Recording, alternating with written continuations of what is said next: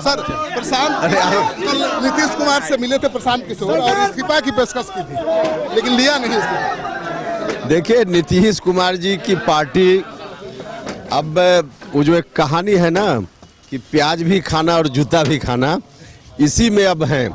किसी चीज़ का किसी से समर्थन करवा देना, किसी से विरोध करवा देना पार्टी के अंदर ही, ताकि अपना चेहरा बचा रहे और बाद में जिस पक्ष में जाना हो चले जाएं। लेकिन जनता अब सब चीज़ देख रही है, अब उनका चेहरा लोगों के सामने है। उन्हीं की रणनीति है ये, आप मानते हैं? बिल्कुल रणनीति है, रणनीति है और सोची समझी रणनीति है। लेकिन अब यह रणनीति जनता के बीच नहीं चलने वाली है, अब लोग समझ गए।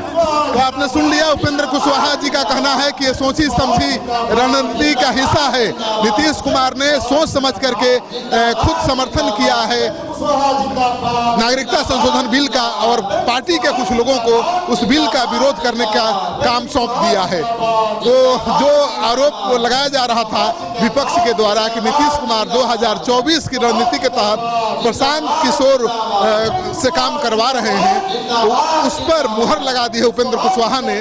उनका कहना है कि नीतीश कुमार के मन में अभी भी कसक है, वो प्रधानमंत्री बनना चाहते हैं और इसी वजह से 2024 में विपक्ष के तमाम राजनीतिक दलों को नीतीश कुमार के पक्ष में खड़ा करने की रणनीति के तहत ही तो ये विरोध और समर्थन का खेल चल रहा है। आपको उपेंद्र कुशवाहा के इस दावे में दम दिखे तो इस वीडियो को खूब शेयर करिए और एक बार मंच पर देख लीजिए, उपेंद्र कुशवाहा पहुंच चुके हैं।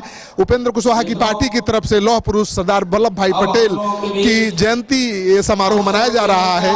तो चुनाव के ठीक पहले सभी दल इसी तरह से जातीय समीकरण को साधने में जुट जाते हैं। चुनाव के पहले जातीय सम्मेलन और रैलियां होने लगती हैं। तो विधानसभा चुनाव करीब है और ऐसे में उपेंद्र कुशवाहा भला चुप कैसे बैठ सकते हैं। नीतीश कुमार कुर्मी के नेता हैं, लेकिन कुशवाहा का भी समर्थन उनको प्राप्त है। कुर्मी के साथ साथ कुशवाहा को भी अपने साथ लेकर वो चलते हैं और उसी रणनीति के तहत अब उपेंद्र कुशवाहा नीतीश कुमार को करारा जवाब देने के लिए उनकी बिरादरी के लोगों को साधने में जुटे हैं और बहाना और जरिया बना है लौह पुरुष सरदार वल्लभ भाई पटेल की जयंती। तो लौह भाई सरदार पटेल की जयंती के बहाने उपेंद्र कुशवाहा पटेल जाति के वोटरों को साधना चाहते हैं। अब चुनाव में ही पता चलेगा कि उपेंद्र कुशवाहा को पटेल जाति के वोटरों को साधने में किस हद तक सफलता मिली है। लेकिन एक तस्वीर एक बार फिर से देख लीजिए कि ये भारतीय नृत्य कला मंदिर है, जहां पर लौह पुरुष सरदार वल्लभ भाई पटेल की 69वीं पुण्यतिथि समारोह मनाई जा रही है और मंच पर उपेंद्र कुशवाहा हैं, माधव आनंद हैं और पार्टी के प्रमुख प्रवक्ता अभिषेक झा हैं। तो लगातार ये कोशिश हो रही है कि जाति के आधार पर समीकरण पार्टियों के पक्ष में बने और हर पार्टी जाति के आधार पर सम्मेलन और रैलियां कराती रहती हैं। उसी की कड़ी है ये उपेंद्र कुशवाहा की पार्टी का कार्यक्रम।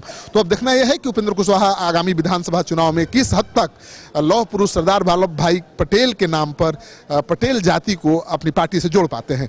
आपको ये तस्वीर अच्छी लगे तो दोस्तों के साथ इस वीडियो को खूब शेयर करिए। अगर आपने अब तक हमारा चैनल सब्सक्राइब नहीं किया है तो कर लीजिए। और फिर से एक बार याद दिला दूं कि उपेंद्र कुशवाहा ने प्रशांत किशोर के नीतीश कुमार से मुलाकात पर बहुत बड़ी प्रतिक्रिया दी है। उन्होंने कहा कि नीतीश कुमार समर्थन और विरोध का खेल खेल रहे हैं। नीतीश कुमार एक रणनीति के तहत ही पार्टी के तरफ से समर्थन करवा दिया नागरिकता संशोधन बिल का और प्रशांत किशोर जैसे कई नेताओं को इसके विरोध के काम में लगा दिया है।